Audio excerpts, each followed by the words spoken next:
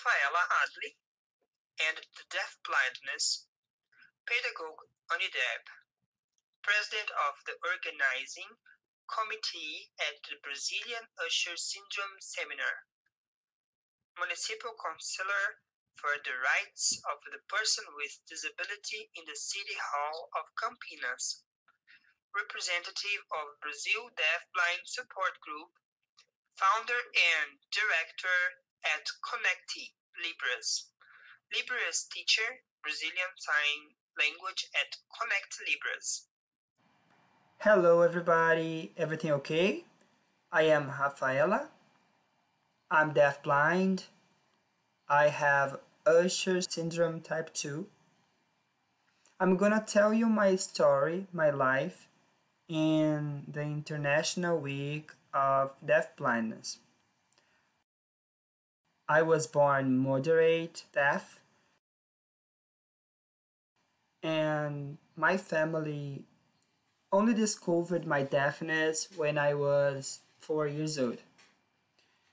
So after the deaf discovery, I started wearing hearing aids, and I attended a lot of the speech therapists in order to learn how to speak Portuguese. My family chose Portuguese as my first language, my L1, because they thought Portuguese was a very difficult language, so I needed to learn Portuguese first and then Brazilian Sign Language. Only when I was about 14 or 15 years old, I learned Sign Language as my second language then. For me, it was very good, the contact with deaf people. I found myself and I was very happy. I only wanted to contact with deaf because I connected myself a lot. They understood me and it was very nice to me. But I remember when I was young, I was a child, I used to walk and stumble a lot. Also, when I was playing basketball, I couldn't see the ball coming. I kept looking for it, so it was very difficult for me. But people always said she's just distracted. She just can't play well.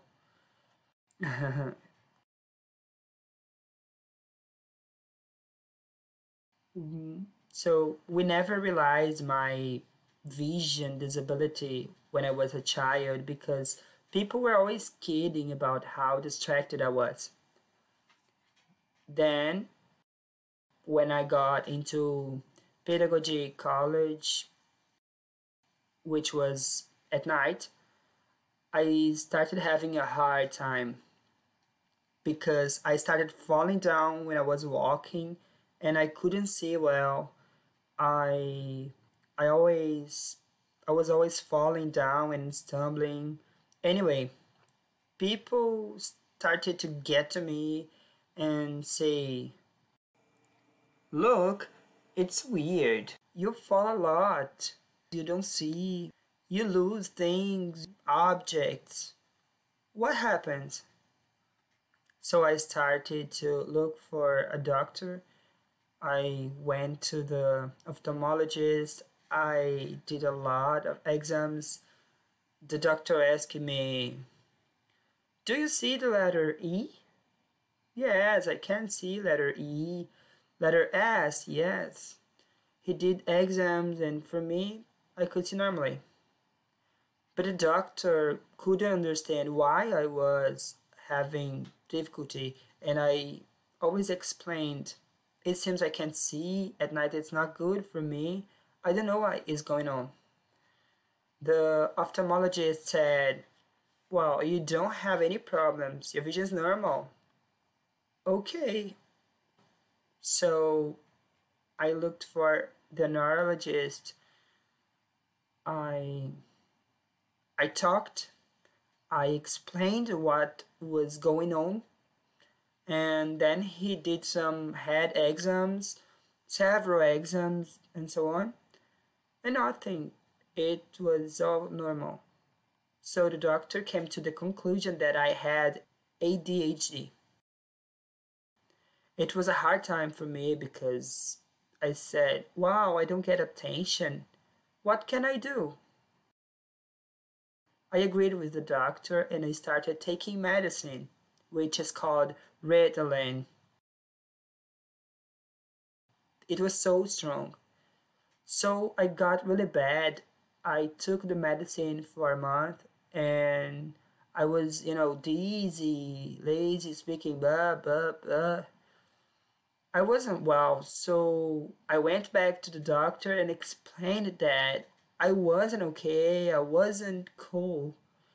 The medication was so strong for me, and I kept falling, still not seeing things. And the doctor said, I don't know what to do. I don't know what you have. So I stopped taking medicine and I was worried, and also my family was worried because I still couldn't see things and was still falling, and I was very afraid to walk on the streets at night. So that was messing with my psychology, and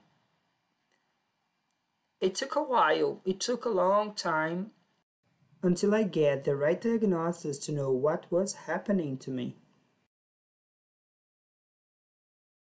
After so much research and going back to the doctor over and over and over again, I was able to find out that I had a retinitis pigmentosa.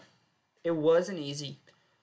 The doctor explained to me what retinitis pigmentosa was and also Usher because of the hearing loss and now Usher. And I was like scared. My husband too. We cried a lot. It was a very strong discovery because for me there were two disabilities. I didn't understand clearly that it's just one disability. Only after I started having contact with the people who also have Usher, and then I began to understand what Usher is, which is a unique disability. But before, I thought it was two disabilities. So I was very sad, very, very bad. I got in touch with people who have a Usher syndrome, who are deaf blind, and I wanted to know more about the disease. I wanted to know how people with deaf blindness live. So I met my friends. Today they are my very strong friends. They help me a lot. And we had the idea to create the Brazilian seminar of Usher syndrome with the main idea of unity. And we need, as deafblind people, we miss unity to show that we are strong for society. So we called people with deafblindness and organized the first Brazilian Usher syndrome seminar, and it was a success. It was very good. It happened in 2019 in the city of São Paulo. And the idea we want to organize the Brazilian Usher syndrome seminar always happens in all Brazilian states. It's going to happen. We're getting organized, and this seminar, it makes me very strong. It makes me believe that together, our union, it makes us strong. We must always be together. That's clear to me. Being with my deafblindness friends, it's to find strength. That's very important. I've I've also begun to realize that politics, it's very important. It has it has a very important role in the lives of people with deaf blindness. I mean, the disabilities in general. And I realized that the deafblind people are not so represented by politics. Few politicians and public policies know of the need for the deafblind person. So here in Campinas, there wasn't a counselor yet, a person with disability who represented the person with deafblindness.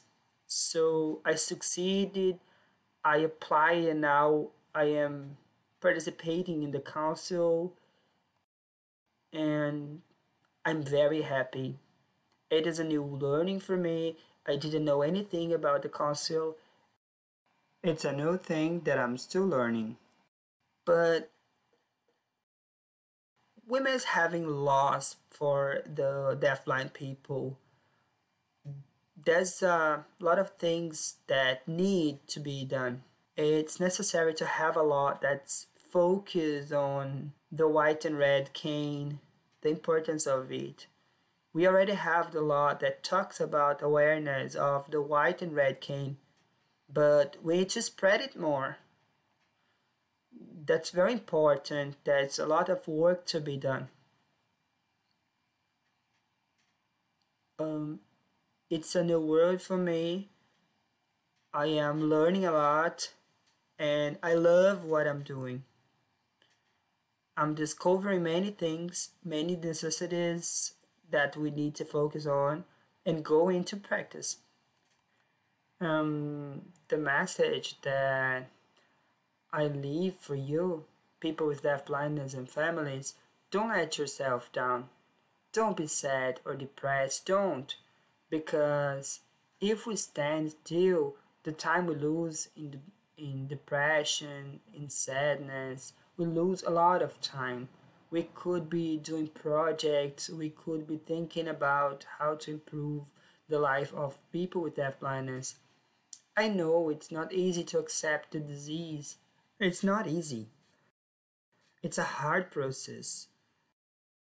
But for me, it was easier to accept the disease by working on it, by helping people, helping myself, getting to know more and advertise and create projects because we need to. It's no use as standing around. We need to keep going. Life goes on and we need to.